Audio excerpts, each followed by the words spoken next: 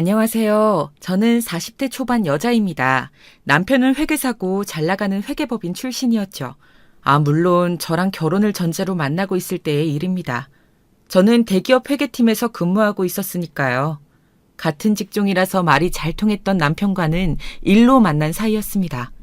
열심히 일하는 남편의 모습을 보면서 참 괜찮은 사람이라는 생각을 하고만 있었는데 어느 날 정말 갑자기 남편이 저에게 그동안 지켜봐왔다면서 사귀어달라고 하는 겁니다.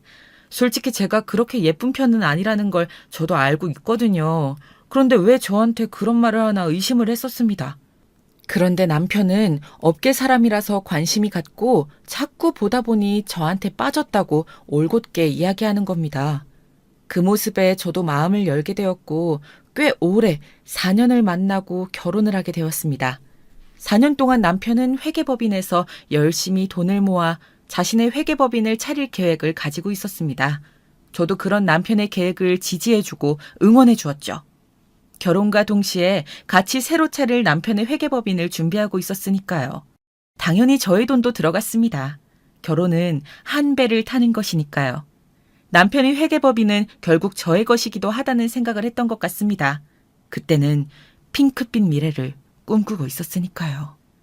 여보, 우리 이제 다음 달이면 결혼이고 또 회계법인도 시작하게 되었네. 그동안 너무 고생했어. 내가 적극적으로 밀어줄 테니까 한번 잘해보자고. 여보 회사면 내 회사이기도 하니까.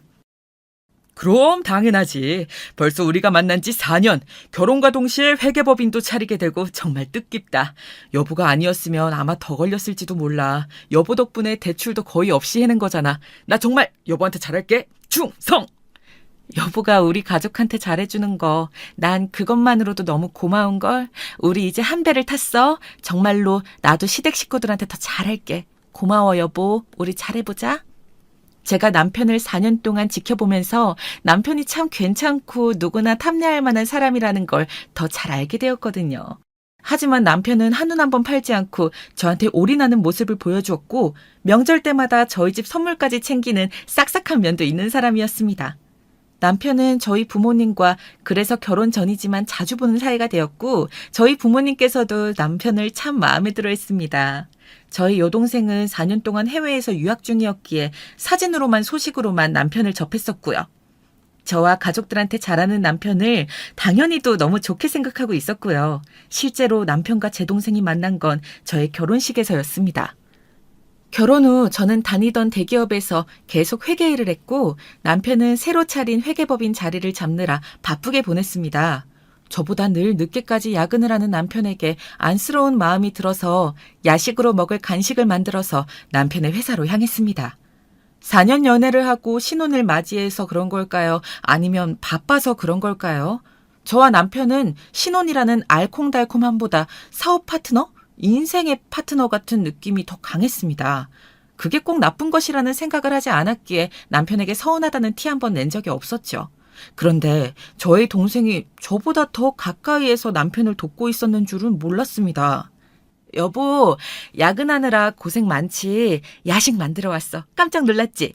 퇴근하고 밥 대충 챙겨 먹고 쉬고 있는데 아직까지도 열심히 일할 여보가 생각나서 안 되겠더라고. 간단히 떡갈비 도시락 좀 쌓아봤어. 어, 왔어? 웬일로 왔대? 그게 늦은 시간까지 처제가 같이 고생해줘서 이미 치킨 시켜 먹었는데. 떡갈비 도시락도 참 맛있겠다. 그치, 처제?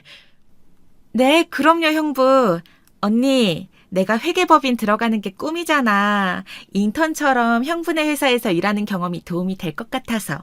야근하지 말고 형부는 얼른 가라고 했는데 내가 고집 부려서 남아 있었어. 치킨 먹을 때 언니도 부를 걸 그랬다. 미안.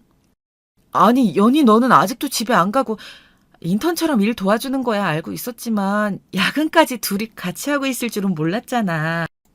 그러면 진작 언니한테 얘기를 하지. 떡갈비 도시락도 맛있을걸? 치킨이랑 다르지. 얼른 이것도 먹고 마저 일해. 고마워, 여보. 다음부턴 이야기하고 와. 그러면 우리가 안 먹고 여보랑 같이 먹게 기다릴 수 있으니까.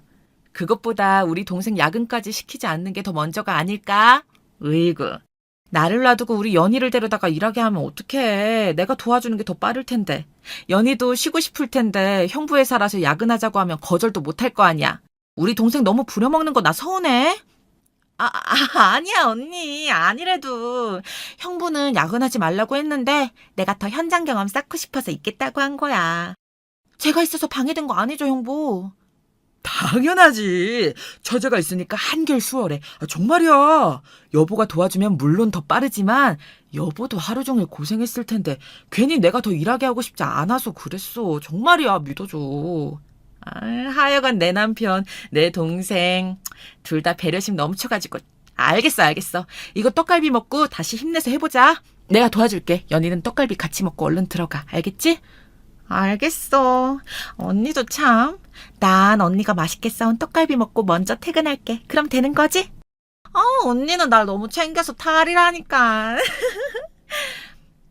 뭔가 들키면 안 될 것 같은 현장을 덮친 것 같은 촉이 강하게 왔지만 사랑하는 남편과 친여동생 사이에 뭐가 있다고 생각하는 게 상식에서 벗어난 것이잖아요?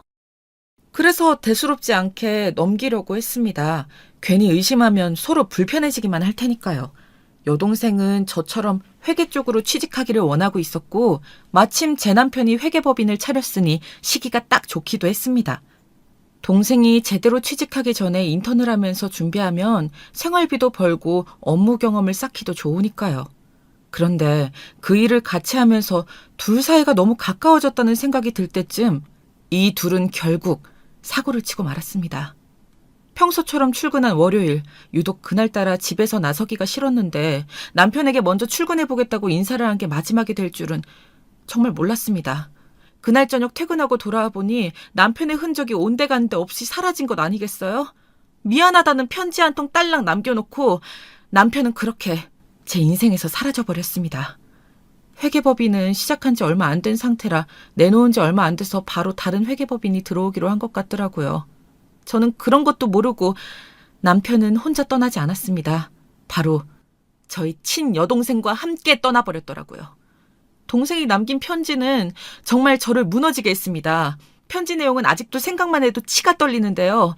남편이 자기한테 어떻게 접근했는지, 왜 떠나게 되었는지가 상세하게 적혀 있더라고요. 저한테 미안해서였는지 저희 엄마한테 편지를 써놨더라고요. 편지 내용은 이렇습니다.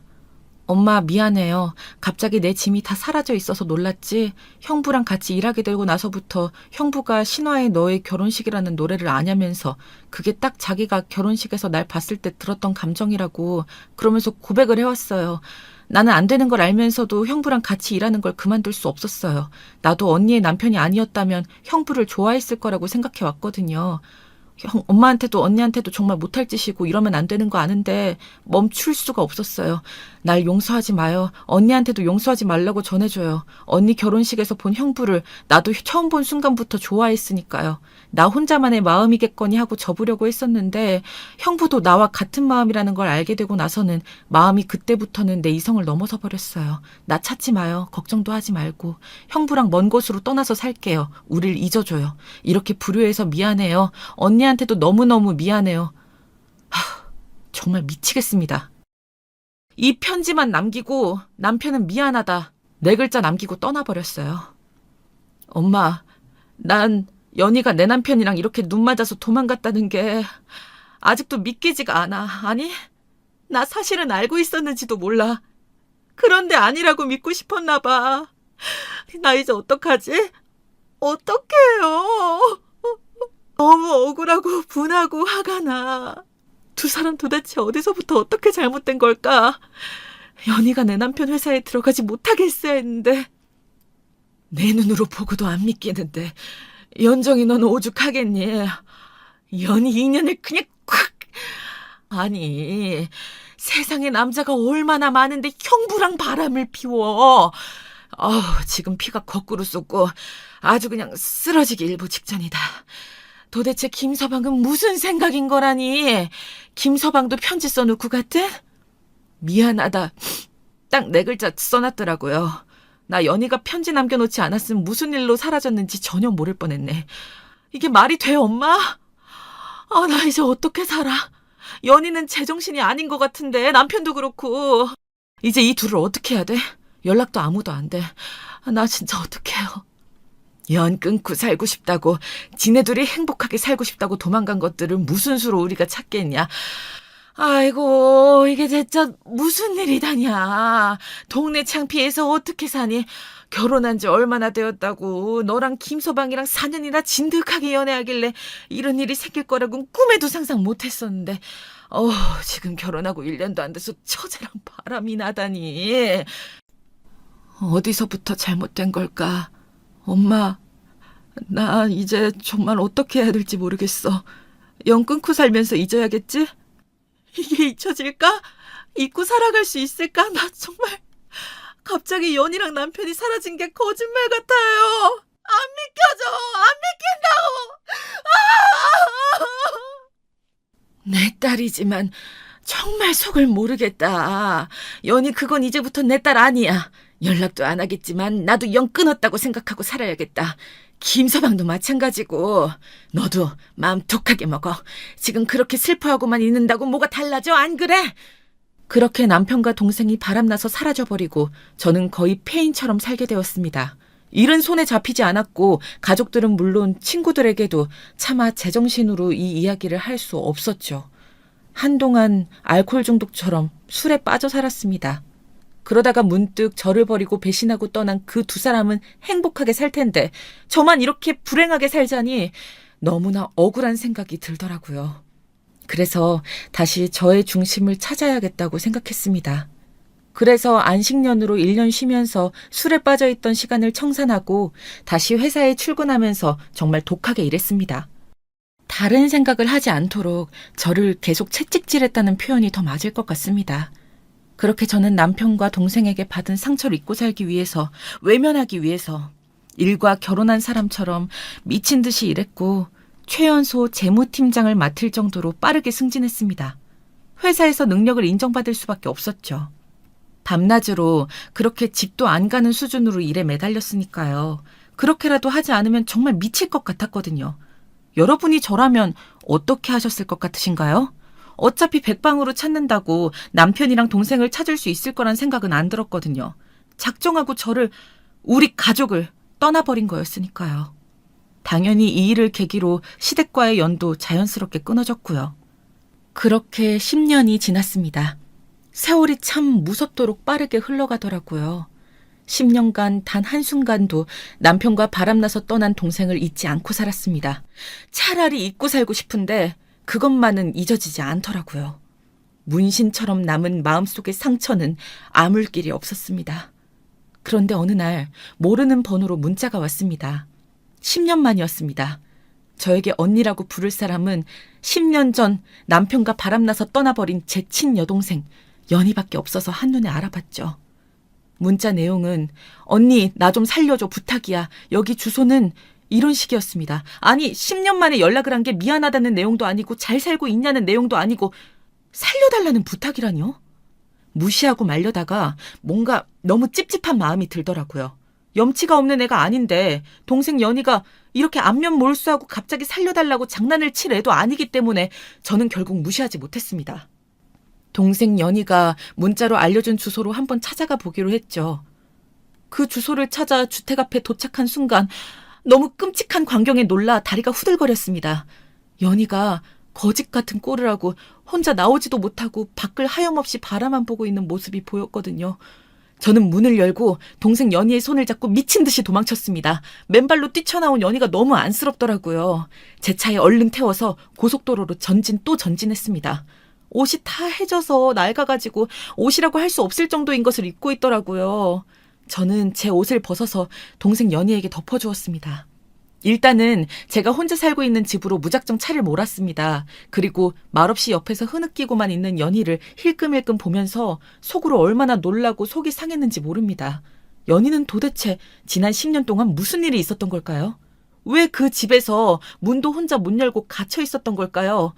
동생 연희를 본 순간 구해야겠다는 생각밖에 안 들어서 얼른 동생 연희를 데리고 빠져나왔지만 정말 이해가 되지 않는 것들 투성이었습니다.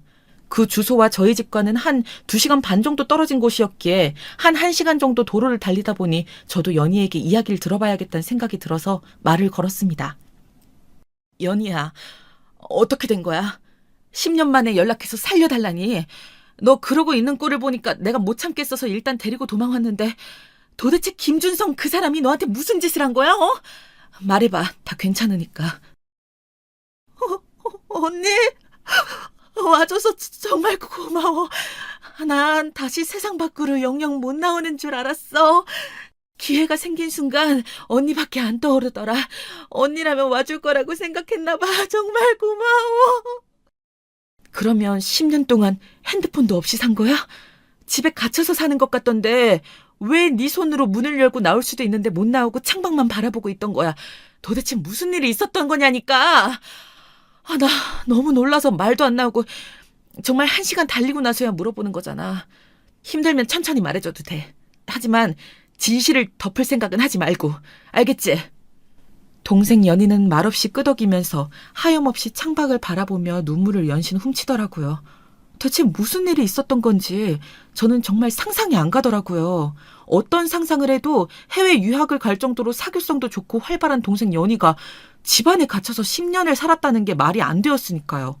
옷도 다 낡았는데 겨울이었고 집안에 보일러는 틀어놓았던 건지 정말 동생 연희를 말도 안 되는 이유로 학대한 건 아닐까 나쁜 상상들에 사로잡히게 되었습니다. 그러면서 정말 그게 진실이 아니길 간절히 바랐죠. 한때는 저희 남편이었던 사람이니까요. 그 정도로 악질이 아니길 바라고 또 바랐지만 왜 이런 기대는 항상 저버리지 않는 걸까요? 언니, 나 이제 얘기할 준비 되었어. 형부랑 도망치고 한동안은 정말 일도 안 하고 둘이서 신혼처럼 세상에 둘밖에 없는 것처럼 그렇게 살았어. 언니한테 미안할 정도로 말이야. 그런데 그게 나의 죄인 줄도 모르고 그 시간들을 나를 감금하는 족쇄가 되었어. 김준성 그 인간은 악마야, 언니. 그게 무슨 소리야? 회계법인까지 차렸던 사람이 무슨 이중인격이라도 가지고 있었던 거야? 내가 4년 만나는 동안 그리고 1년도 안 되는 세월이었지만 그동안은 정말 착실하고 열심히 사는 사람이었는데 정신적인 문제도 없는 것 같았고 몸도 마음도 건강한 사람이었다고 생각했는데 그게 다 착각이었나? 날 가두기 시작한 건 우연히 우체국 택배 아저씨랑 이야기를 나누는 장면을 목격당하면서부터 시작되었어. 내가 전부 김준성이라는 인간 소유라고 생각했던 거지. 날 같은 사람이 아니라 인형처럼 취급했어. 김준성 그 사람은 집착이 심한 정신병이 있는 사람이었어. 날 그날 처음 때렸어. 때리면서 다른 외간 남자랑 눈도 맞추면 안 되고 이야기도 하면 안 된다면서 날 가두고 묶었어. 집을 벗어날 수 없게 방에 가둬놓고 마음에 안 들면 때렸어. 내 옷을 다 가져다 버리고 지금 입고 있는 이 거적대기만 남겨놨지. 맞으면서 찢긴 것들이야. 뭐? 말도 안 돼. 그런 습성이 있을 거라고는 전혀 생각도 못했는데 왜 하필 너한테 이런 몹쓸 짓을. 난 그것도 모르고 널 너무 원망했어. 김준성 그 새끼랑 같이 날 배신하고 떠났으면 잘 살았어야지. 이게 뭐야? 왜 그동안 도망치지 않은 거야? 시도할 때마다 어떻게 알았는지 달려와서 날 다시 가두고 때리더라고. CCTV를 설치해 놓은 걸 확신했지. 난 10년 동안 인간 같지 않은 삶을 살았어, 언니. 내가 언니를 배신하고 미친놈을 만나서 이렇게 죗값을 치른 게 아닐까? 나 너무 살고 싶었어. 앞으로 언니 배신한 죄 정말 속죄하면서 살게. 제발 그놈한테만 날 보내지 말아줘.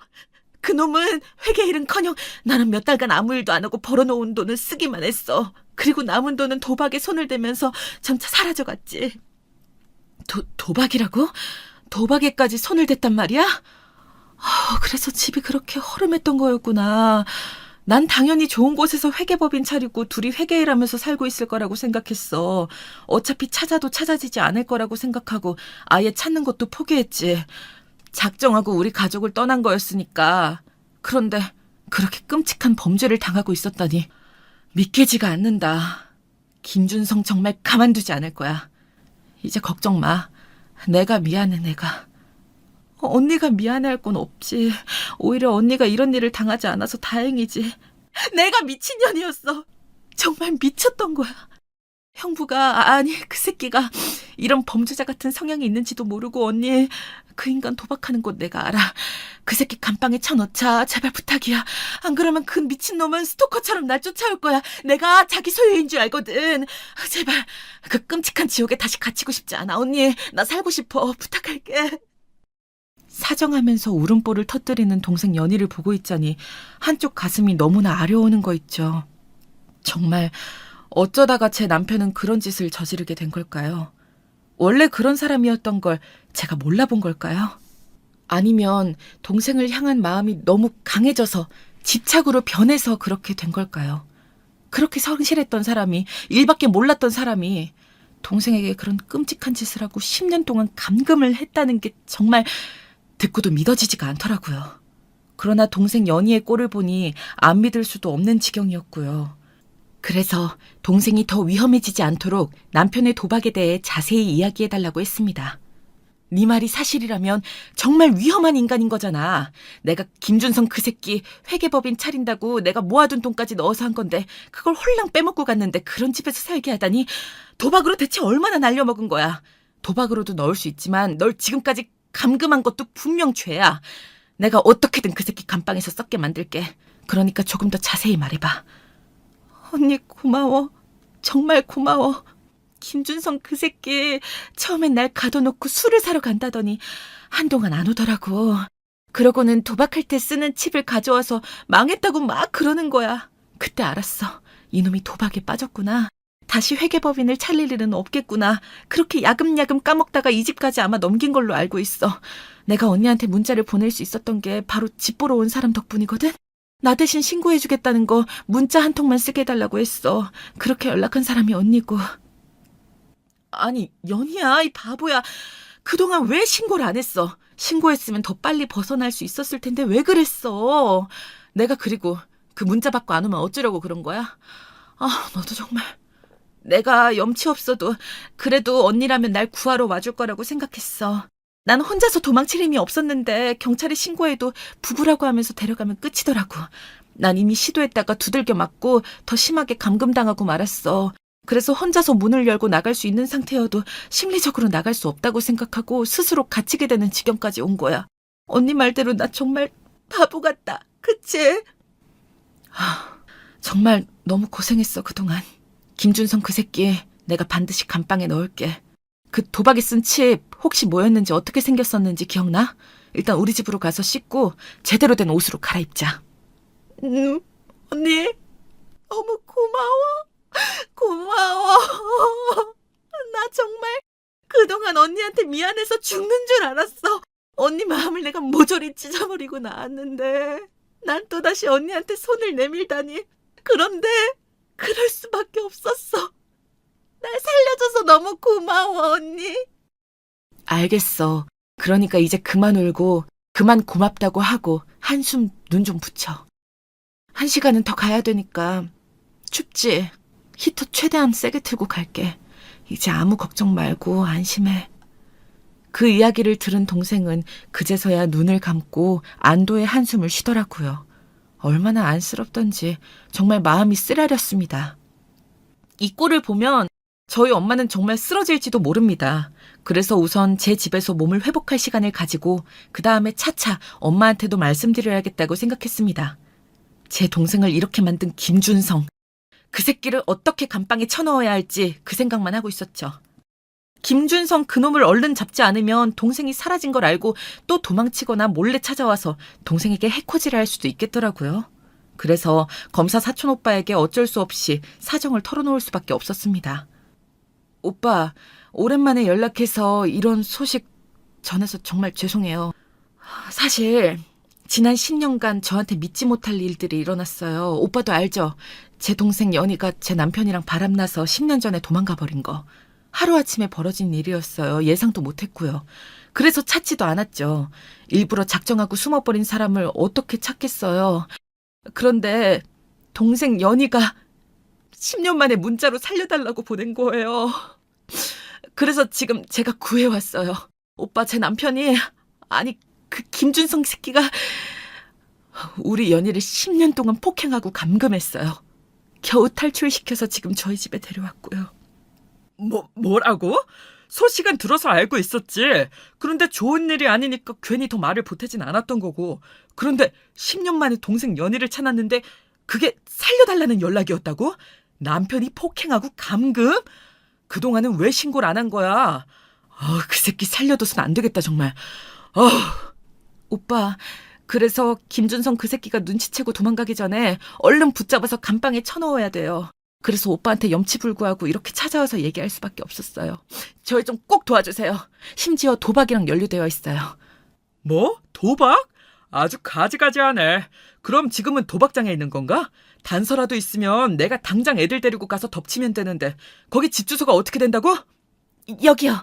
집에서 멀지 않은 곳에 있을 거예요. 동생 연희가 집에서 도망가려고 시도하면 어김없이 바로 찾아와서 때리고 더 강하게 묶고 감금했대요. 집 근처를 중심으로 도박장을 찾아보면 몇 군데 안 나올 거예요. 게다가 회사랑 차까지 모두 팔아서 그 돈으로 도박을 했으니 가까운 곳으로 다녔을 거거든요. 여기 안 그래도 내 후배 검사 관할이거든? 바로 연락해볼게. 너무 걱정 말고 지금은 동생 연희부터 챙기고 있어. 내가 최대한 빨리 김준성 이 새끼 잡아 넣을게. 그나저나 연정이 너도 대단하다. 너도 놀랐을 텐데 연희부터 챙기고 나한테 바로 연락하고 고생 많았어. 저도 신기해요. 그렇지만 동생 연희 모습을 본 순간 미워하고 원망했던 마음은 온데간데 원래 없던 것처럼 기억도 안 나고 정말 동생을 살려야겠다는 생각만 튀어나왔던 것 같아요. 그래서 거기서 여기까지 한 번도 안 쉬고 달려왔고요. 지금도 오빠한테 이렇게 연락하고 부탁하고 그랬잖아요. 저 정말 김준성 이 새끼 잡아야 돼요. 잡아서 우리 연희한테 대체 왜 그랬는지, 저한텐 왜 그랬는지 꼭 물어봐야겠어요. 잘 부탁드려요, 오빠. 나만 믿고 기다려, 연정아. 내가 최대한 빨리 진행시킬게. 동생 연희한테 안부 전해주고 자책하지 말라고 전해줘. 그런 일을 겪은 피해자들은 피해자들한테 계속 세뇌당해서 정신적으로도 힘들 거거든. 그럼 얼른 들어가 봐. 내가 사건 진행되면 바로 알려줄게. 네, 고마워요, 오빠. 저는 동생 연희 돌보러 가볼게요. 뭐든 단서가 잡히면 연락 주세요. 김준성 이 새끼 금방 잡을 수 있을 거예요. 차도 없으니까 멀리 못 다닐 거거든요. 집으로 돌아가면서 동생이 좋아했던 음식을 떠올리며 재료를 샀습니다. 동생이 좋아하는 음식을 오랜만에 해주고 싶었기 때문이었죠. 그런 끔찍한 일을 당한 게 너무 안쓰럽고 제가 그 사람이랑 결혼하지만 않았어도 그래서 둘이 마주치지만 않았어도 이런 일은 안 일어나지 않았을까 그런 생각이 들었거든요. 저를 배신한 두 사람이지만 지금은 피해자와 피해자로 참 세상 일이 어떻게 될지 모르는 거더라고요. 집에 도착해서 마주한 동생은 바들바들 떨고 있었습니다. 너무 마음이 아프더라고요. 왜 그러고 있어? 집이 추웠어? 보일러 더 틀어주고 갈걸. 나 방금 검사 사촌 오빠한테 이야기하고 왔어. 다행히 후배 검사가 그 지역 관할이더라. 도박장 파악도 하고 있을 테니 잡는 건 시간 문제일 것 같아.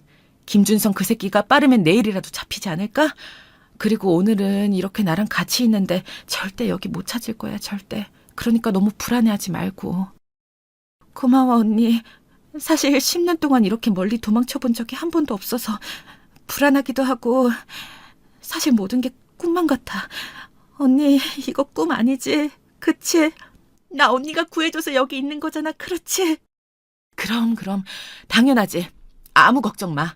김준성 그 새끼를 이제 다시 보는 일은 없을 거야. 보더라도 법정에서 했겠지. 그동안 10년 동안 너무 고생 많았어.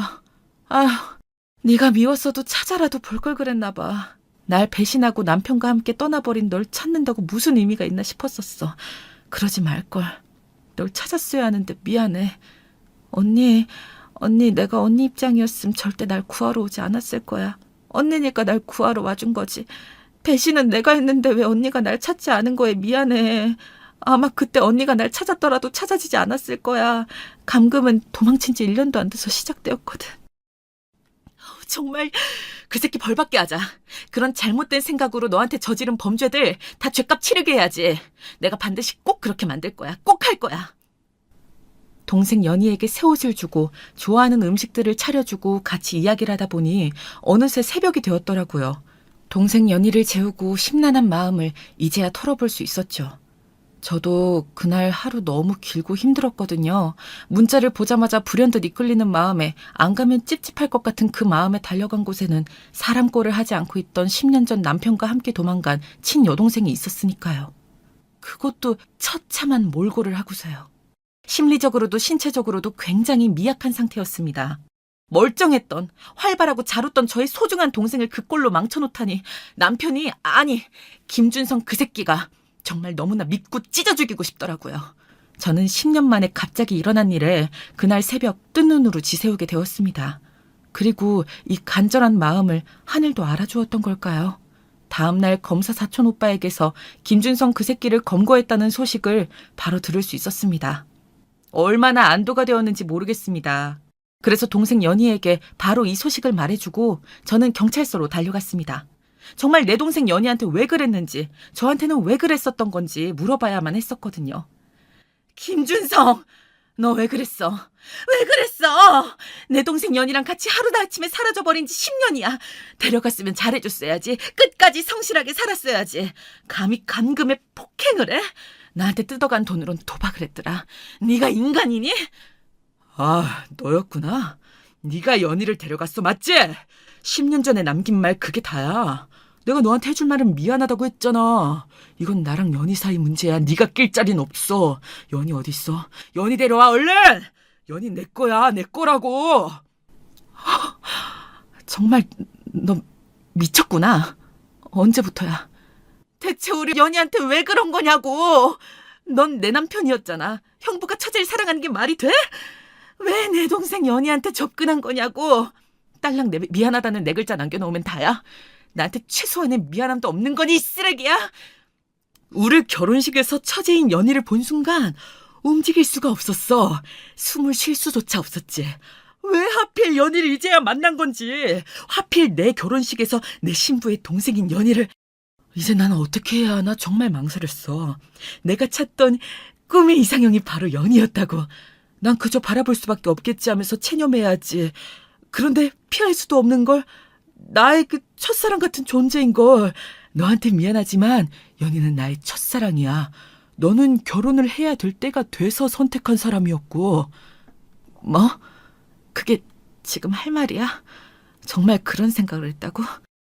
우리의 결혼식에서 만난 내 친여동생한테 그런 마음을 가지는 게 정상이야? 이 미친 새끼야. 그 마음 접었어야지.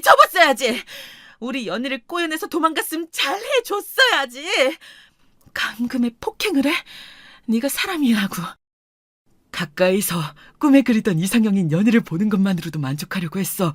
그런데 내가 차린 회계법인의 인턴으로 들어온 연희를 보고 난 더 이상 지체할 수 없었어. 내가 죽일 놈이라도 없앨 수 없었어. 용서받지 못할 감정도 연희를 향해 터질 듯한 내 가슴도 혼자만의 사랑이 아니었으니까. 연희도 날 사랑했거든. 연희의 마음을 안 순간 어차피 나한테 다른 길은 없었어. 오직 난 연희에게로. 모든 게 끝이라 해도 연희랑 함께하고 싶었거든. 지금 이 순간도 견딜 수 없을 것 같아. 연희 데려와. 연희 데려오라고! 내 옆에는 연희가 있어야 해. 어디도 못 가. 못 간다고. 이 변태 미친 사이코 새끼야. 더러워. 너 같은 건 평생 우리 연희 얼굴 볼 자격도 없어. 그렇게 좋다면서 사람을 패? 가둬? 묶어?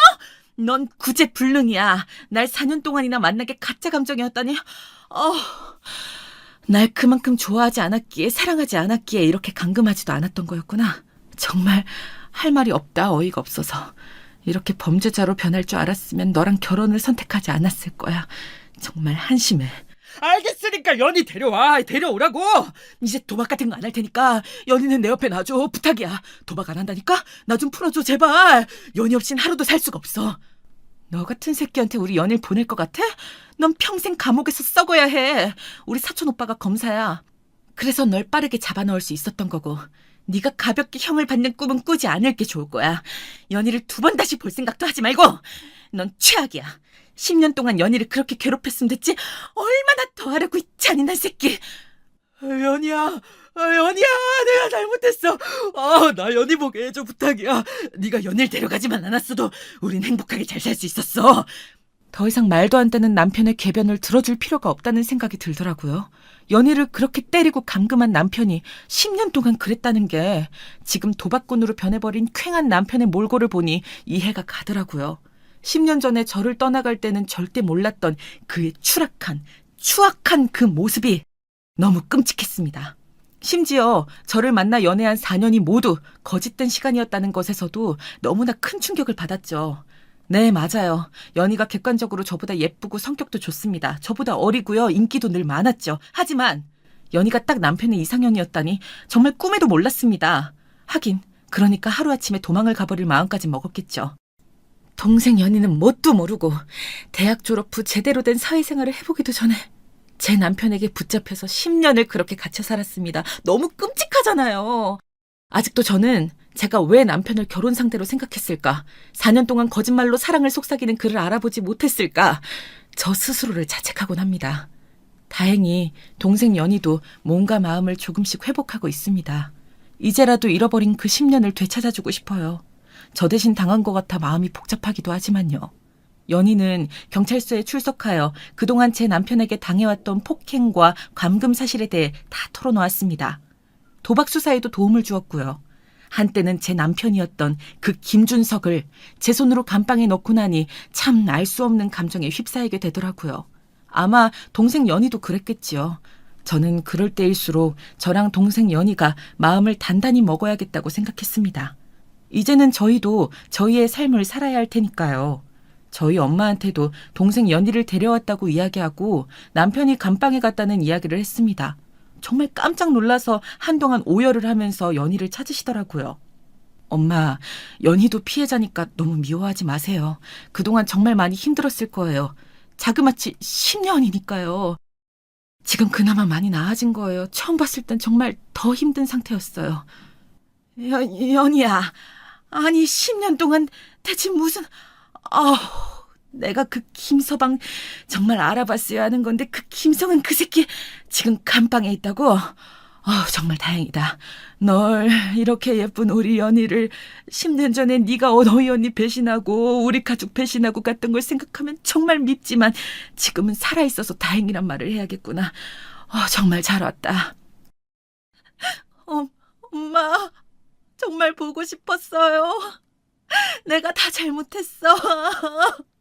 언니 정말 미안했어. 나도 김준석 그 새끼가 감방에 가서 너무 마음이 놓여요.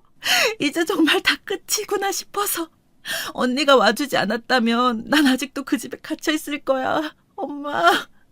그러니까 왜 그랬어?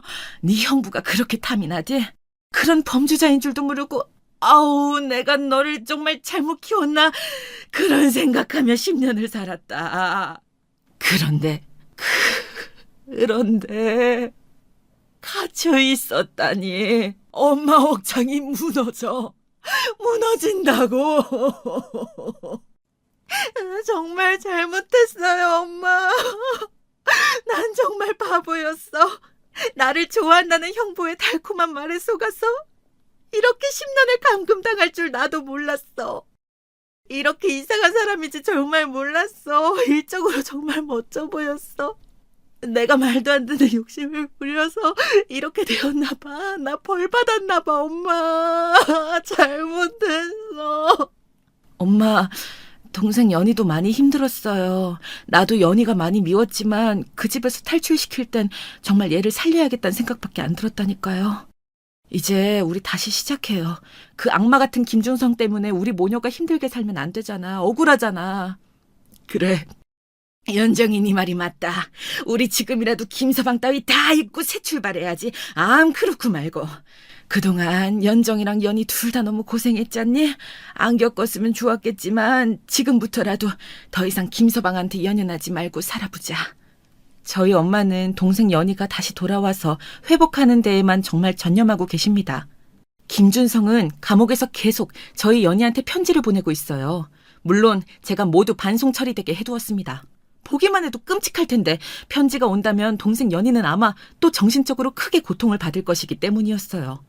대체 왜 그렇게 집착하고 괴롭힌 걸까요? 제가 알던 남편의 모습은 과연 무엇이었을까요? 참으로 무서운 세상입니다. 가장 무서운 건 사람인 것 같고요. 이렇게 자신의 모습을 작정하고 숨기면 알아볼 수 없으니까요. 그 모습에 저와 제 동생, 저의 친정가족들이 다 속았습니다. 시댁 식구들도 몰랐다고 하더라고요. 동생 연희가 이렇게 돌아온 것을 보고 도박에 그동안 있던 모든 것을 날려먹었다는 소식을 듣고 시댁 식구들은 변호까지 포기했습니다. 정말 미안하다고. 아들을 잘못 키워서 그 죄 잊지 않고 살겠다면서요. 정말 사람이 집착 어린 광기가 사랑이라는 잘못된 단어로 포장되어 10년 동안 모두를 괴롭게 했습니다. 이제야 모든 것이 정리되고 원래 자리로 돌아갔고요. 제가 남편에게 속아서 받지 못하는 도박으로 날린 자산들은 정말 아깝고 어쩔 수 없지만 그래도 동생 연희가 살아서 돌아온 것에 감사하며 살려고 합니다. 여러분들이 저였으면 어떻게 하셨을 것 같으신가요? 아무리 돈도 중요하다지만 사람 목숨보다 귀한 것은 아니니까요. 남편과 동생의 불륜을 잊고 살기 위해 열심히 살아온 제가 회사에서 귀한 자리를 차지하게 된 것도 맞고요. 이제는 조금 벗어나서 살기 위해 친정가족들끼리 해외여행을 계획하고 있습니다. 좋은 여행지가 있으면 댓글로 남겨주세요. 저희 사연이 일반적이지 않아서 들으면서 많이 놀라신 분들도 계실 것이라고 생각합니다. 사람 함부로 믿으면 정말 안 되는 것 같습니다. 지금이라도 마음을 다잡고 범죄를 저지른 남편을 감방에 넣고 동생을 다시 되찾은 저에게 응원의 한마디씩 남겨주시면 앞으로 살아가는데 큰 힘이 될 것 같습니다. 긴 사연 들어주셔서 감사합니다. 안녕하세요. 저는 자식들 다 키워놓고 정년 퇴임을 한 전직 교사입니다. 이렇게 인사드리게 되어 반갑습니다. 저는 직업이 교사였다 보니 아이들도 좋아하는 편이고 매사 인내심이 강한 편입니다. 주변 사람들은 다들 제 성격이 온화하고 다정하다고 많이 말하는데 제가 생각해도 그런 면이 있는 것 같아요. 그런데 저는 이번에 큰일을 겪고 나서 그렇게 사는 것만이 꼭 정답은 아니라는 것을 알게 되었습니다. 지금부턴 그 일에 대해서 말씀드릴게요. 제겐 30이 넘은 아들이 한 명 있습니다. 아들은 조금 늦은 나이에 결혼해 제 속을 애태웠는데요. 요즘 젊은 사람들의 결혼 정년기가 많이 늦어졌다곤 하지만 엄마들 마음에선 아들이 얼른 장가가 가정을 이루는 모습을 보고 싶어 결혼하라고 재촉도 많이 했답니다. 저희 아들은 의사인데요. 워낙에 공부량도 많고 일 자체가 바쁘다 보니 아무래도 누군가를 만나는 게 쉽진 않은 모양이더라고요. 그래서인지 손자를 주선해줘도 만남이 잘 성사되지 않는 듯 싶었어요. 제가 이렇게 아들의 결혼을 바랬던 이유는 아들이 가정을 통해 안정감을 찾았으면 하는 마음에서였는데요. 왜냐하면 아들이 어렸을 적 저는 아들에게 안정된 가정을 선물해주지 못했기 때문입니다. 남편과 이제 정이부터 부부로서 살아나가려던 때 겨우 20대의 시절 너무 젊디 젊은 날 갑작스럽게 남편의 비보를 접하게 되었습니다. 아이고, 얘는 어째? 글쎄 지금 자기 남편이 응급차에 실려갔대. 뭐라고요? 아니 그게 무슨 말이야? 내 아들이 응급차에 실려갔다니? 사고를 당한 것 같아요. 아까 저기 상가 건물에 불이 크게 났었는데 그 안 가게에 있었나 봐요. 아우 어쩌면 좋아요. 동네 아주머니가 눈물을 글썽이며 전한 비보에 급히 시어머니와 함께 병원으로 달려갔지만 남편은 이미 이 세상 사람이 아니었습니다. 시어머니는 그대로 쓰러졌고 저는 혼미한 정신을 가눌 길이 없어 그대로 응급실 베드를 부여잡고 서 있었습니다.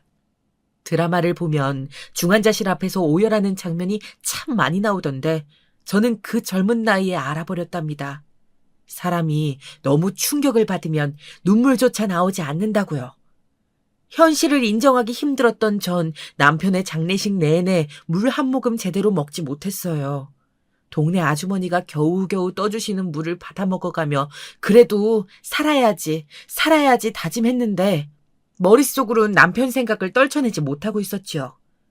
장례식이 끝나고 남편의 유품을 하나하나 정리하던 때 시어머니는 절 붙잡고 이리 말씀하셨습니다.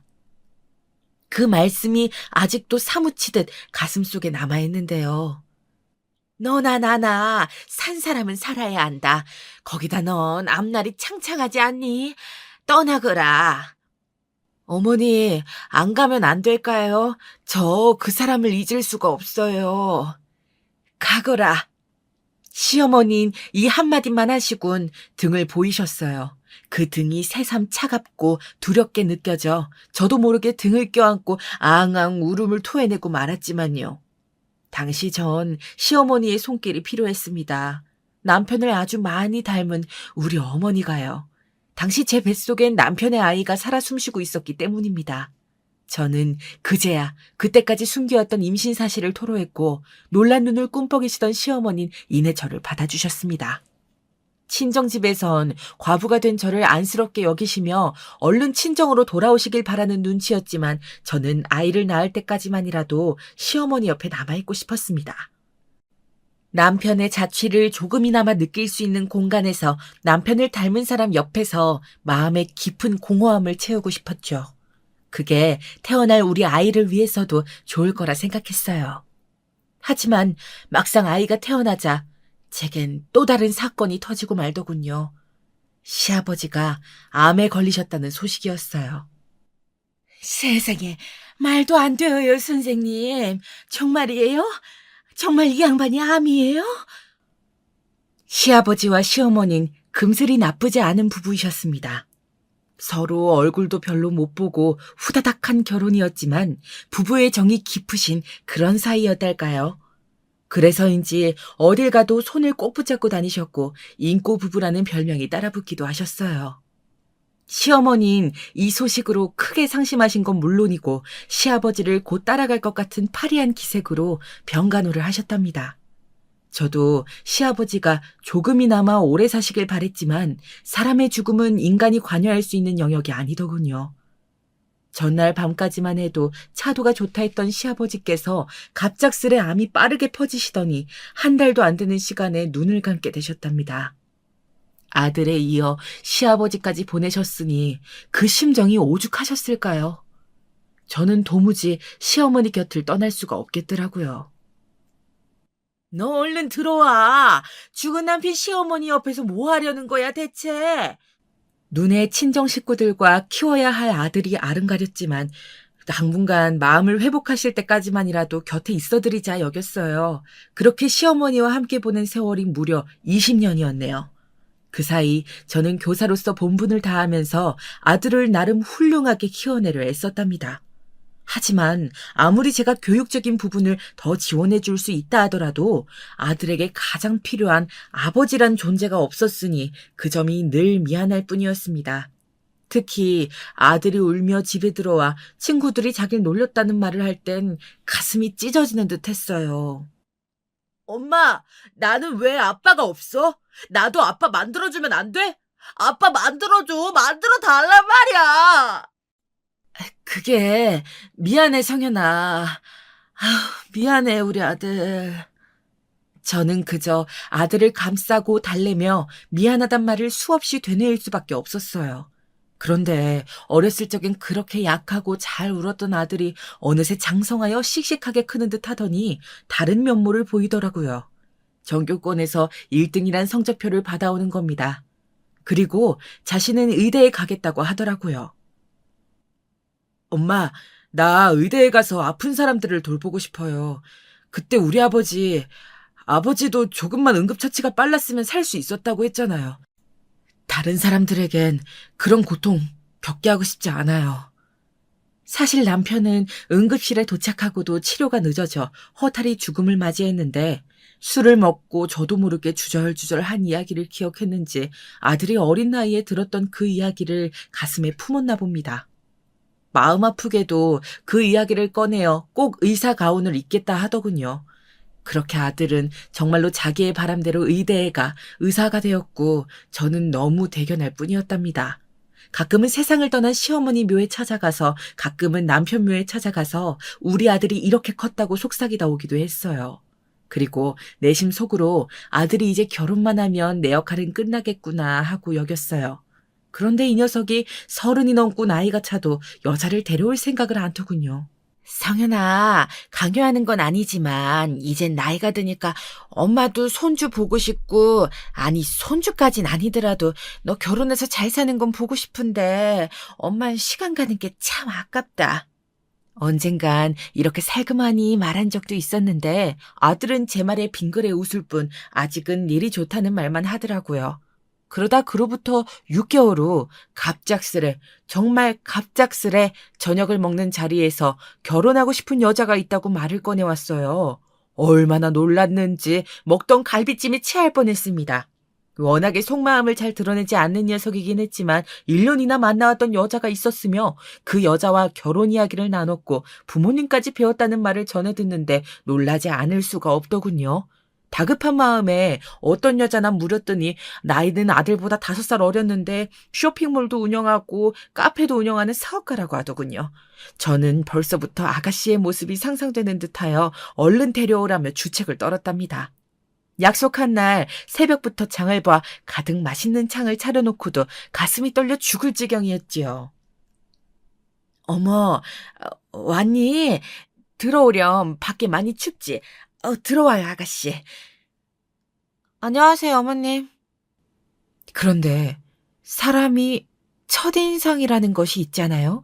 저는 오랫동안 사람을 가르치는 일을 해온 사람으로서 묘한 직감 같은 게 있었는데 그 인상이 약간 쎄하다고 볼 수 있었어요. 어딘지 모르게 찬바람이 도는 것 같은 그런 느낌이요. 게다가 보통 처음 예비 시어머니를 보는 자리에선 낯설어하거나 혹은 어색해하기 마련인데 전혀 그런 기색 하나 없이 약간은 대충 인사를 하곤 자리에 앉더라고요. 물론 성격이 밝고 활달한 아가씨면 낯을 가리지 않을 수도 있지만 그런 차원이 아니었답니다. 무표정이고 잘 웃지도 않는데 그래서인지 저도 모르게 내내 아가씨 눈치를 보게 되더군요. 예비 며느리지만 참 어려운 사람이구나 하고 어떻게 하면 이 고부관계를 잘 다져나갈 수 있을지 갑자기 한꺼번에 여러 생각들이 핑핑 돌았답니다. 엄마, 오늘 그 사람이 많이 긴장했나 봐요. 평소엔 말이 많은 편인데. 그러니? 아유, 역시 그랬구나. 차차 나아지겠지. 아직은 처음이니 서로 낯설 거야. 아들의 말에 살짝 안심하긴 했는데 제가 생각했던 것과는 상황이 다르게 풀려져 나갈 것 같은 예감이 들었습니다. 이어진 상견례가 그 시작점이 되었는데요. 우선 며느리 쪽 집안이 아들에게 들었던 것보다 훨씬 잘 산다는 사실을 알게 되었답니다. 안사돈께서 막힘없이 얘기를 하시는데 당황스럽더군요. 어머, 우리 딸이 말을 안 했나 봐요. 얘가 워낙 이런 부분에서 말을 아끼는 편이라 저희 집이 꽤 잘 살아요. 남들은 이걸 이런 말 하면 싸 보인다나 저렴해 보인다는 이유로 아끼던데 전 안 그래요. 부자인 걸 왜 감춰요? 안 그런가요? 저희가 소유하고 있는 건물만 2채예요. 제 딸이 거기 1층 카페를 운영하고 있고요. 아이고, 그러셨어요. 몰랐네요. 바깥 사돈께서 자수성가 하셨다고 들었는데 정말 열심히 사셨나 봐요. 예, 이 양반이 그랬죠. 그래서 저희 딸이 손에 물 한 방울 안 묻히고 귀하게 자란 딸입니다. 제가 품에 끼우고 키운 딸이나 마찬가지예요. 물론 우리 사위가 의사이고 빠지는 조건은 아니지만 저희 집안이 이렇다 하는 정도는 미리 말씀드리는 겁니다. 알고 계시라고요. 아, 예. 저는 사실 그날 혼자 나가는 것이 괜히 민망스럽기도 하고 그날따라 남편이 있었다면 더 좋지 않았을까 싶어 씁쓸한 마음이 있었는데요. 그것도 금방 달아나게 할 만큼 안사돈께선 말씀이 무척 많으시더라고요. 상견례 내내 주렁주렁 진주 목걸이를 달고 오셔선 내내 재력 자랑을 하다 가셨는데 화통하신 성격인 듯하여 좋아 보이다가도 어쩐지 기를 죽이려는 듯 계속 돈 이야기만 하니 뭐라 응수해야 할지 막막하더군요. 저야 그냥 평범한 교사이고 투자나 재테크 같은 거엔 일절 관심이 없어 가진 재산이라곤 알뜰살뜰 모아둔 것밖엔 없었으니까요. 아무쪼록 전 이 이후로 혹여나 며느리가 보인 태도가 저를 얕잡아 보는 것에서 오는 것인가 하는 의심을 처음으로 하게 되었답니다. 가까스로 아니라 생각하려 애썼지만 상견례가 끝나고도 며느린 뭐든 대충대충 시기였거든요. 신혼여행을 다녀와서도 아들과 함께 방문했을 때 은근슬쩍 눈치를 주더라고요. 거기다 아들이 잠시 화장실에 간 틈을 타 저에게 한 질문도 터무니없어 깜짝 놀라게 했고요. 대범하다 못해 공격적이라는 생각이 들 만큼 예의 없는 질문이었어요. 저 너무 피곤한데. 어머님, 조금 일찍 가면 안 되나요? 제가 내일 일정이 많아서요. 카페도 나가봐야 하고 엄마 일도 도와드려야 해요. 아, 그래. 그럼 얼른 가봐야지. 내가 너무 붙잡았구나. 이야기하느라 시간 가는 줄을 몰랐네. 얼른 가렴. 밤에 가면 또 차가 막히니까 지금 떠나는 게 좋겠구나. 네. 그럼 다음에 마저 예약해요. 근데 어머님, 혹시나 해서 여쭤보는 건데요. 안부 전화나 문자 안 드려도 되죠? 제가 그런 건 성격상 좀 힘들어서요. 아, 아니다, 얘. 그런 형식적인 걸 구태여 할 필요가 뭐 있니? 그냥 명절 때 보고 중요한 행사 때만 얼굴 보면 되지. 나는 시집살이 이런 거 일절 시킬 생각 없으니 걱정 붙들어 매라. 내가 상견례에서 했던 말들은 다 진심이었단다. 오히려 제가 당황스러워 급히 말을 이어갔는데요. 순간의 느낌이긴 했지만 제 말에 그럴 줄 알았다는 듯 싱긋 웃는 며느리의 얼굴은 어딘지 표독스러워 보이기까지 했습니다. 그런데 며느리뿐만 아니라 더한 상황이 저를 기다리고 있었어요. 나가면서 저에게 이런 말을 했는데 전 그게 정말 현실로 이루어질지 몰랐어요. 아, 맞다. 그리고 저희 엄마가 언제 한번 전화하신다고 하셨어요. 엄마 집이 여기서 멀지 않거든요? 나이도 비슷하시고 친구처럼 가까이 지내고 싶으신가 봐요. 하고 안사돈을 언급했는데요. 사실 그날 상견례의 기억이 그닥 좋지만은 않아 가까이 지내고 싶진 않았답니다. 그런데 다음 주에 전화가 걸려왔고 만날 수 있겠냐 먼저 물으시더군요. 그것도 제가 하필 선약이 있는 날이었답니다. 선약이 우선이라 정중히 거절을 했는데요. 안사돈은 물러날 기미를 보이지 않더라고요. 지금요? 지금은 좀 곤란한데 선약이 있어서요. 시간도 늦었고 다음에 저녁도 같이 할 겸 이번 주말에 보는 건 어떨까요? 늦긴요. 약속은 다음으로 미루시면 되죠. 얼른 나오셔요. 제가 좋은 구경 시켜드릴 테니까. 안사도는 그렇게 말하며 기사를 저희 집 앞에 보내겠다고 했습니다. 아이들을 생각해서라도 더 거절했다간 곤란하게 될 것 같아 어쩔 수 없이 수락하고 집 밖으로 나왔는데 정말 집 앞에 저를 데리러 누군가 와 있더라고요. 저에게 사모님이라 부르며 안사돈이 있는 곳까지 데려다 준다 하더군요. 그 차를 타고 가니 안사돈이 백화점 앞에서 저를 기다리고 있었어요. 그리고 그 자리엔 예상치 못한 한 사람이 더 있었는데 바로 며느리였습니다. 며느리가 저와는 거리를 두고 싶어 할 줄 알았는데 그 자리에 떡하니 저를 향해 손까지 흔들어주고 있어 꽤나 놀랐답니다. 그리고 쇼핑을 같이 하며 새로운 면모를 보게 되었어요. 지금껏 알던 모습과는 달리 곧잘 저에게 팔짱도 끼면서 이 얘기 저 얘기 옮겨다니며 종알거리는데 부침성 좋게 행동하더라고요. 지금껏 저에게 했던 것과는 사뭇 거리감이 느껴질 정도였어요.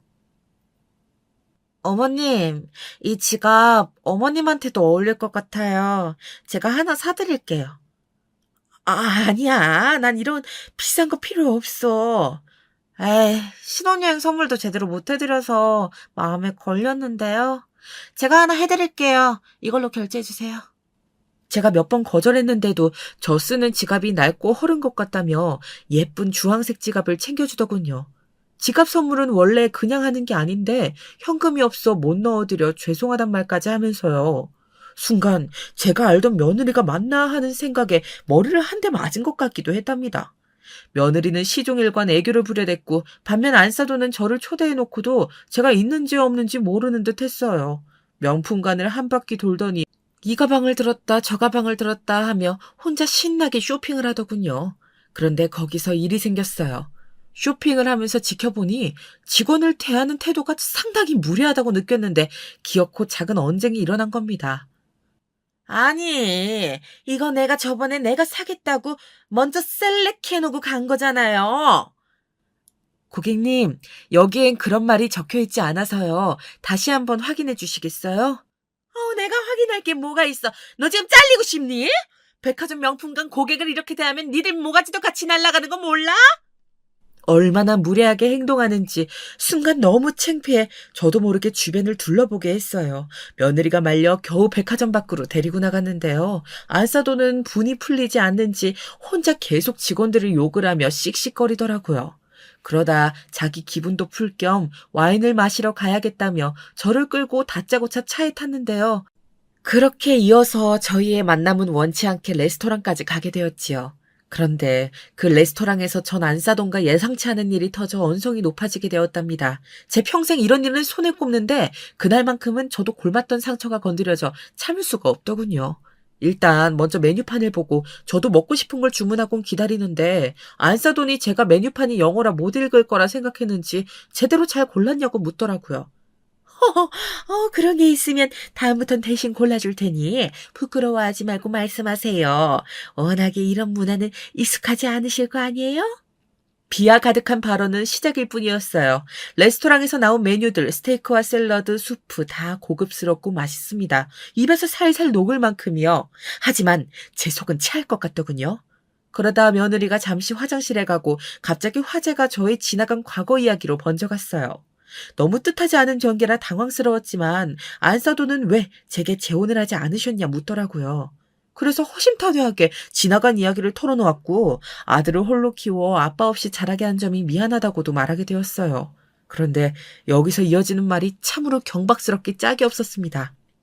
나는 혹시나 사부인에게 무슨 하자라도 있는 건가 했는데 다행이네요. 그래요. 가끔 우리 사위 볼 때 아버지 없이 큰 게 티가 나서 내가 다 안쓰러운 마음이 컸는데 그런 사정이 있으셨군요. 아버지 없는 티요?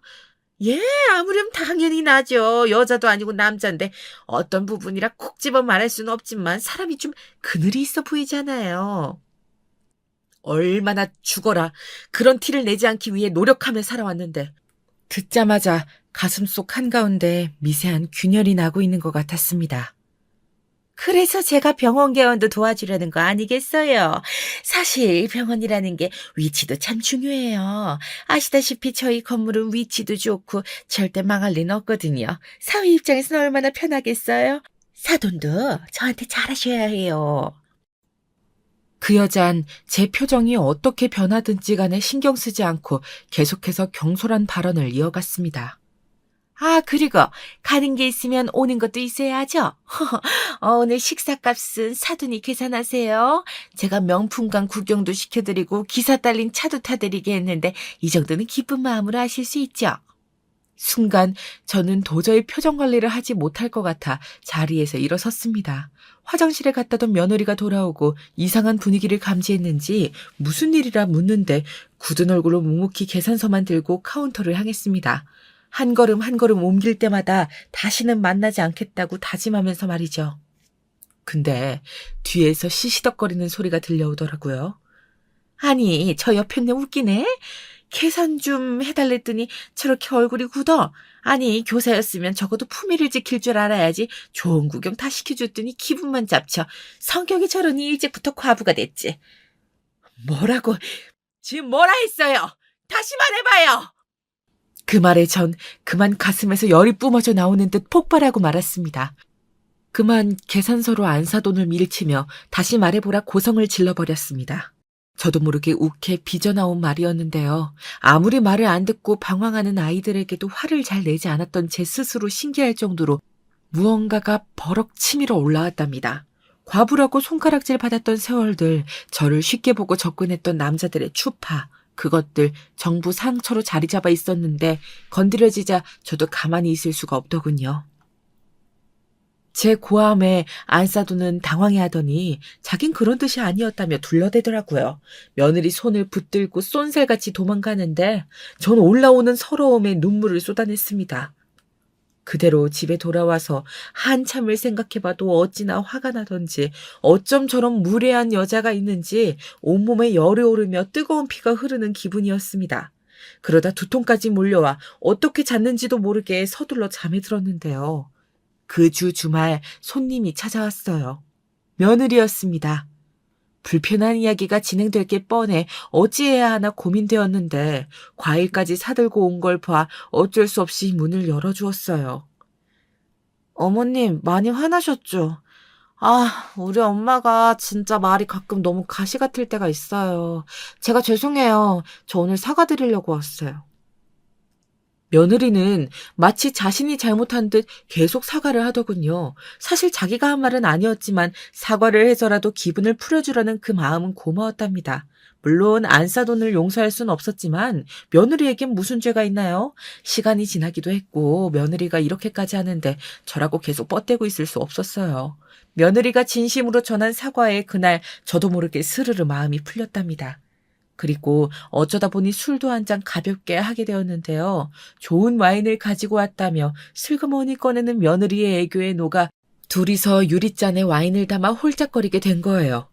이때 전 아주 중요한 대화를 나누게 되었는데요. 지금껏 듣지 못한 며느리의 진심을요.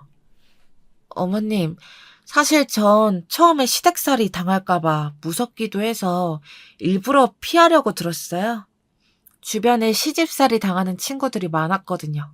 근데 어머님 살아오신 세월 이야기 들어보니까 얼마나 좋은 분인지 알겠더라고요. 솔직히 너무 감동받았어요. 그래서 저 어머니랑 더 친해지고 싶어요. 마치 딸처럼요. 저 딸처럼 대해주실 수 있죠. 저도 어머님을 엄마라고 생각하고 잘할게요. 말 하나에도 천냥빚을 갚는다는 말이 있잖아요. 말 하나도 참 예쁘게 하는 며느리에게 그날 조금 마음이 가더군요. 그 후로 저는 며느리와 서서히 돈독해졌어요. 이런 변화에 아들 역시 놀라더라고요. 며느리가 콘서트 티켓을 예매해 주어 같이 가게 되었는데 아니 오늘 또 둘이서 시간을 보낸다고요? 이러다 정말 딸 챙기시는 거 아니에요? 하하 하며 기분 좋게 웃더라고요. 아들도 내심 좋아하는 눈치였습니다. 사실 아들은 이미 병원 일로 너무 바빠 마음이 가까워도 물리적으로 시간을 보내기가 힘들었는데 며느리가 있으니 그렇게 마음의 허한 부분이 채워지는 듯 했습니다. 특히나 학교를 그만두고 나서부턴 더더욱 그러했어요. 매일같이 하던 일을 내려놓고 집에서 하루 종일 시간을 보낸다는 게 여유로우면서도 내가 사회에서 기능하지 못한다는 생각이 들어 조금은 쓸쓸한 일이었는데 며느리가 있으니 갑갑할 틈이 없더라고요. 아유, 딸이 엄마를 더 많이 닮았네. 정말요? 제가 엄마 많이 닮았어요? 엄마, 제가 엄마 닮았대요. 동네 시장에 장을 보러 가며 며느리가 따라가고 싶다고 졸라대어 종종 같이 갈 때가 있었는데 아줌마들이 농담 삼아 그런 말을 하곤 했어요.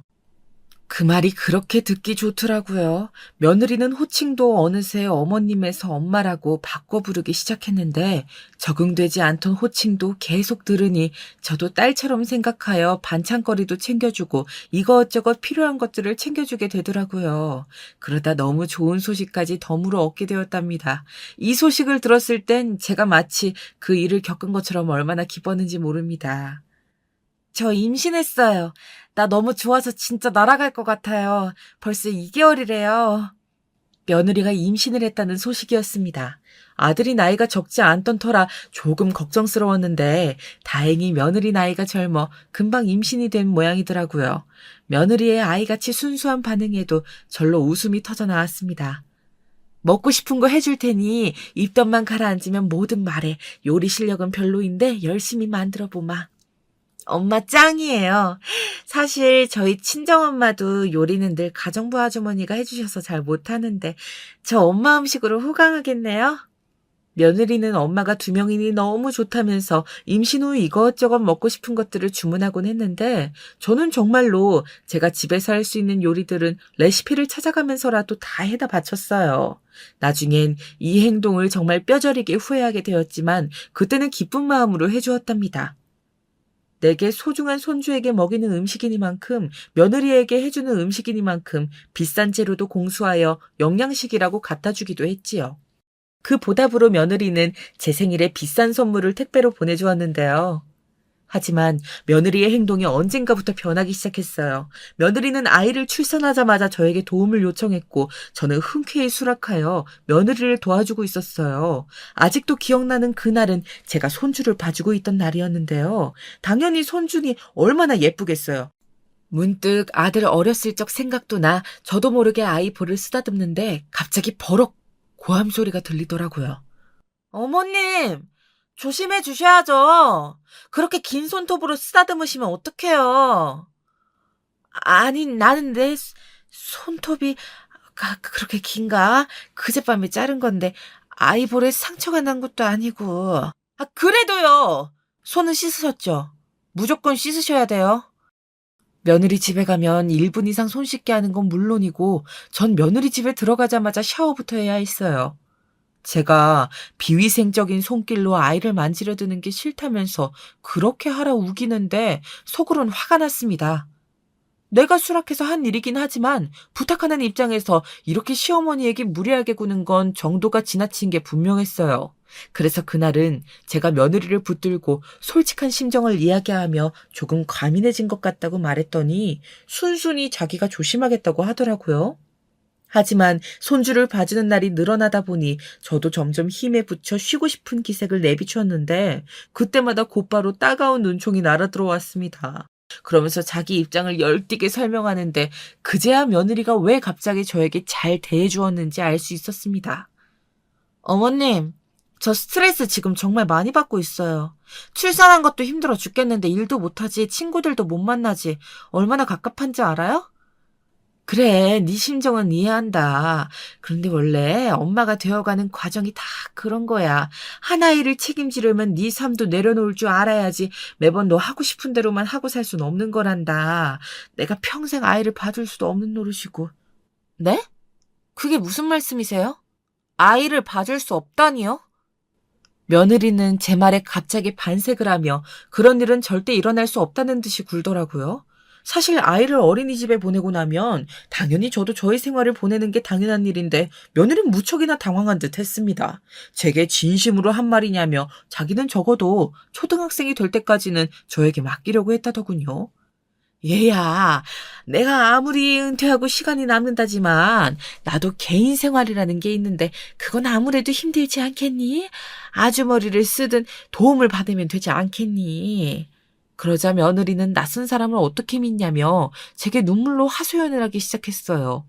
얼마 전 자기가 뉴스를 보았는데 고용한 베이비시터가 담배를 피우며 아기를 돌보고 있었다느니 그런 뉴스가 자기 집에서도 일어나면 어쩌냐며 제 도움이 절실하다고 말하더군요. 돌려 거절하려 했건만 눈물까지 흘리며 말하니 그 말에 당분간이라도 하루 8시간을 며느리와 함께 보내게 되었네요. 며느리의 속내를 빤히 알면서도 말이죠.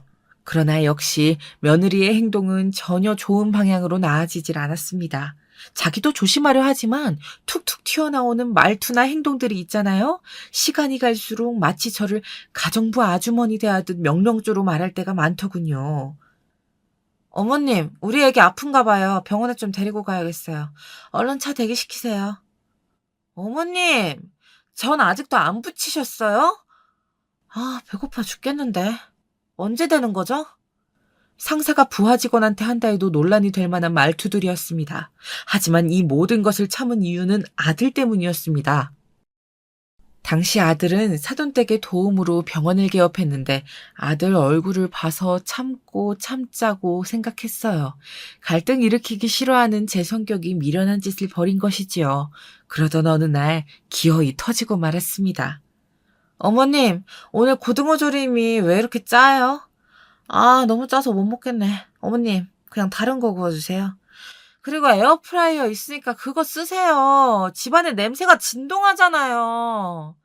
생선 냄새가 역하다면서 자기 애한테도 안 좋은 영향이 갈 것 같다고 하는데 실로 당황했어요. 저는 1년간 손주 돌봐주고 집안 청소까지 뒤치다꺼리 하느라 무릎이 사가 녹아내릴 것 같은데 맛평가나 하면서 다시 구우라 말하는 꼬락서니가 정말 견딜 수 없더군요. 저도 모르게 앞치마를 벗어던지고 며느리에게 말했습니다. 그럼 네가 하면 될 거 아니니? 이유식 만드는 것도 전부 내가 하는데 너 먹을 거 정도는 네가 차려야지. 사돈께 요리하는 건 배웠을 거 아니야. 가정부 아주머니가 다 해주셨는데 제가 요리하는 걸 어떻게 배워요? 어머님이 해주시겠다고 한 일이잖아요. 그럼 네가 나를 어른으로 공경하는 태도를 먼저 보였어야지. 그런 것 하나 없이 늘 부려먹으려고만 하는데 어떻게 내가 널 예뻐할 수가 있겠어?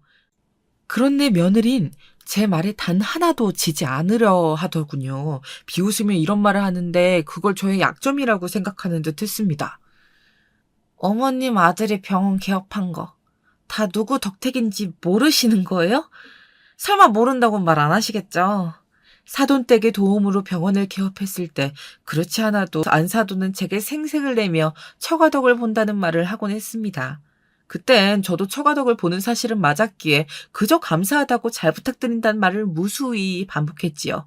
그런데 며느리까지 이걸 당연히 생각하며 약점으로 쥐고 있을 거라곤 상상치 못했네요.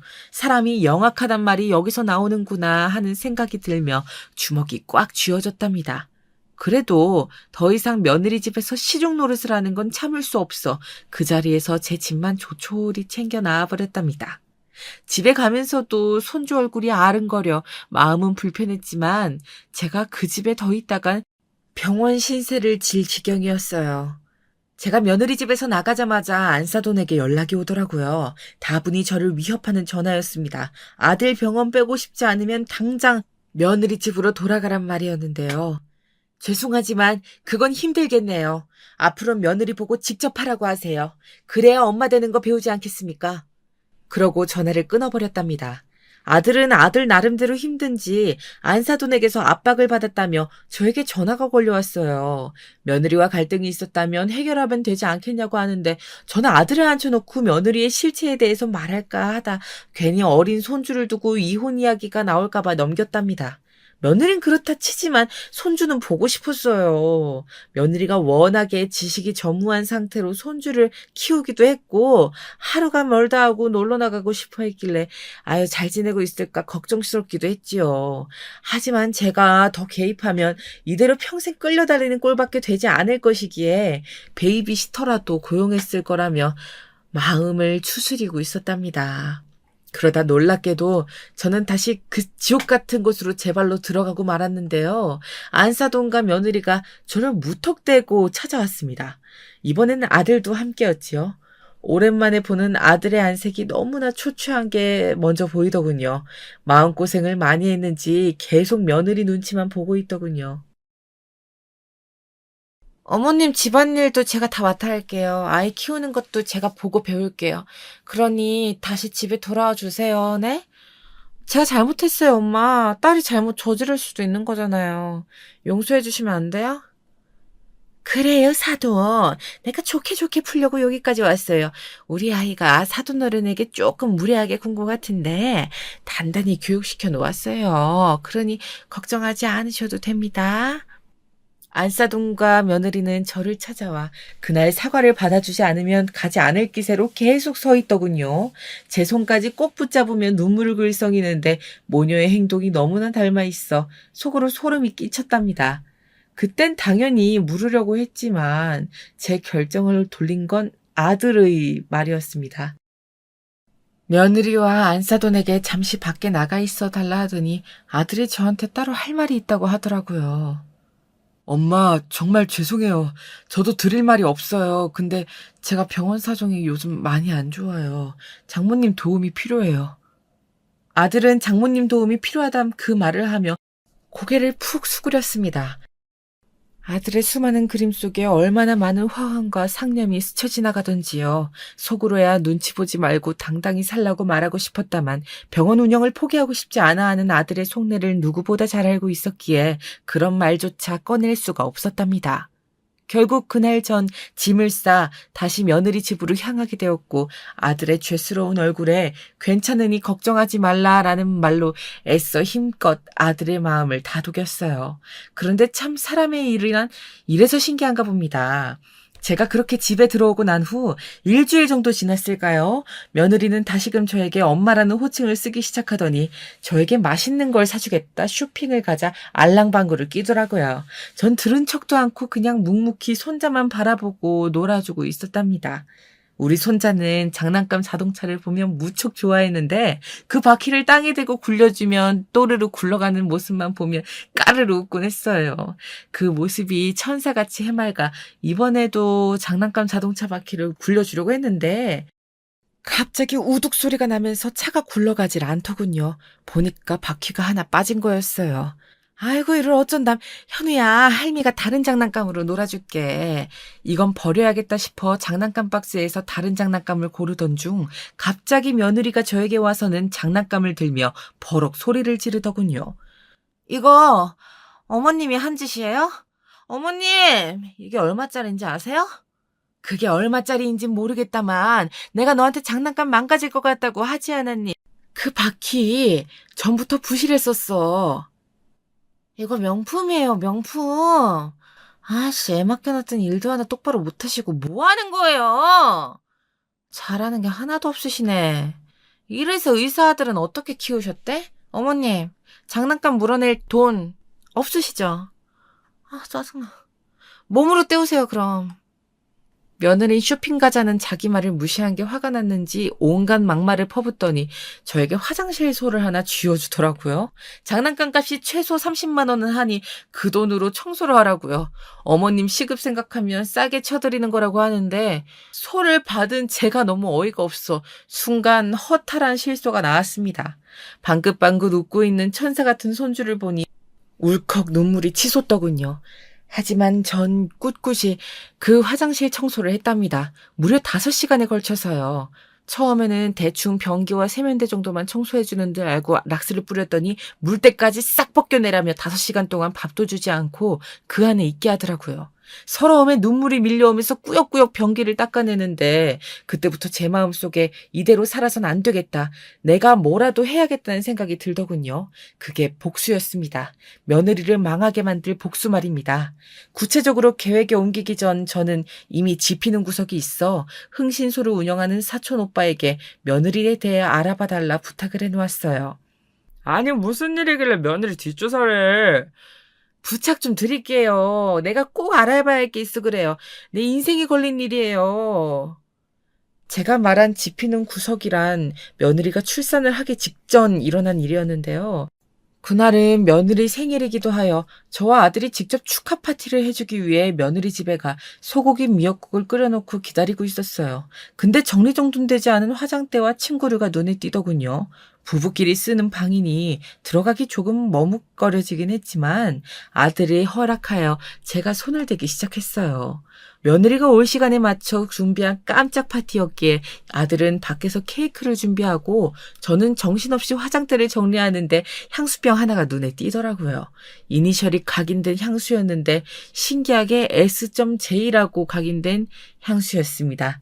보통 누군가를 각인할 땐 자기의 이름을 각인하곤 하잖아요. 그런데 다른 이름이니 조금 특이하다고 생각했던 것 같아요.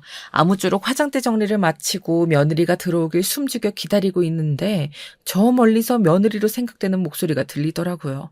어찌나 크게 통화를 하는지 비밀번호를 누르며 전화를 하는데 그 목소리가 제가 있는 곳까지 전해지더군요. 그래, 지금 내가 얼마나 편하게 생활하고 있는지 모를 거야. 아무튼 내가 조만간 당신 집으로 갈게. 나도. 아들은 듣지 못했지만 며느리는 분명 당신이라고 부르며 전화를 하는데 저도 모르게 케이크를 들고 있던 손이 이상하게 떨리더군요. 거기다 스피커폰이라 상대편 목소리까지 들렸어요. 언뜻 들리는 목소리가 남자 목소리였는데 느낌이 좋지 않았습니다. 일단 그날은 평소 준비한 깜짝 파티를 하고 행복한 시간을 보냈지만 아무래도 마음에 걸렸습니다. 그래서 알아보았는데 제 생각 이상의 결과가 나오고야 말았습니다. 차라리 조사하지 말 걸 후회할 만큼이요. 당시 제가 조심스레 물었을 때 며느리는 그 사람을 남자인데 같은 동네에서 자라 허물없이 대하는 친구 관계라고 했는데 실상은 사실혼 관계에 있던 사람이더라고요. 그러니까 동거 형태로 무려 5년을 지낸 사이였습니다. 역시나 향수병에 있는 그 각인된 이니셜 글자는 상간남이 맞았고요. 미자야, 네 며느리 아주 보통이 아니더라. 그 남자를 지금도 만나고 있어. 아우, 이거 아주 악질인데? 너 하려는 복수가 뭔진 몰라도 내가 두 팔 걷어붙이고 도와줄게. 사촌 오빠의 말에 따르면 심지어 아직도 그 남자 집을 들락거리기까지 하며 알콩달콩한 시간을 보내고 있다 하더군요. 이걸로 외도 증거는 다 잡아놓은 거나 다름없었습니다. 그 다음 저는 조심스레 아들을 집으로 불러 이 모든 사실을 다 밝혔습니다. 제가 5시간 동안 화장실에서 당했던 일들도 함께 말입니다. 이래도 며느리와 계속 살겠다는 말에 내심 아들이 병원에 대한 욕심을 버리지 못하면 어쩌나 노심초사했는데 아들은 화장실에서 무릎을 쪼그리고 청소를 하는 제 모습이 담긴 영상을 보더니 손을 부들부들 떨더군요. 그리고는 눈물을 쏟으며 이런 여자와는 당장 이혼하겠다고 선언했습니다. 엄마, 너무 죄송해요. 엄마가 이런 일을 당하는 줄도 모르고 제 생각만 했어요. 제가 불효자입니다. 아들은 제가 생각지 못했던 친자검사까지 해보겠다고 하더라고요. 친자검사가 일치하지 않으면 법정에서 더 유리할 거라고 말이지요. 사랑스러운 손주가 상간남과의 사이에서 태어났다는 사실은 생각만 해도 너무 괴로웠으나 며느리가 받아야 할 벌은 모조리 다 받게 하고 싶었습니다. 저는 그때부터 내가 세상을 뜨는 한이 있다 하더라도 뭐든 다 하겠다는 각오로 며느리 집을 찾아갔어요. 아무래도 제가 안 와 친구들과 못 놀고 있다며 문자통으로 난리를 치고 있었거든요. 제가 상간남과 있던 사진들을 거실 바닥에 흩뿌리자 며느리 안색이 새파래지더라고요. 어머님, 이거 저 아니에요. 어디서 이런 사진을 은큼하게 찍어와가지고, 저 아니라고요. 아니라고? 정말 아니라 말할 수 있니? 너 내 손주가 친손주가 아니란 사실까지 드러나면 니년 머리털을 다 쥐어 뜯어 놓을 거야. 알았어? 제게도 이런 성격이 있었는 줄 미처 몰랐는데요. 저는 그 자리에서 며느리 뺨을 무려 연달아 3대를 쳤습니다. 맞고도 부들부들 떨며 아무 말 못하는 며느리를 뒤로하고 나오면서 얼마나 속이 시원하던지요. 마음 같아선 변기솔로 얼굴을 헤집어 놓고 싶은 심정이었기에 안타까움마저 들더라고요.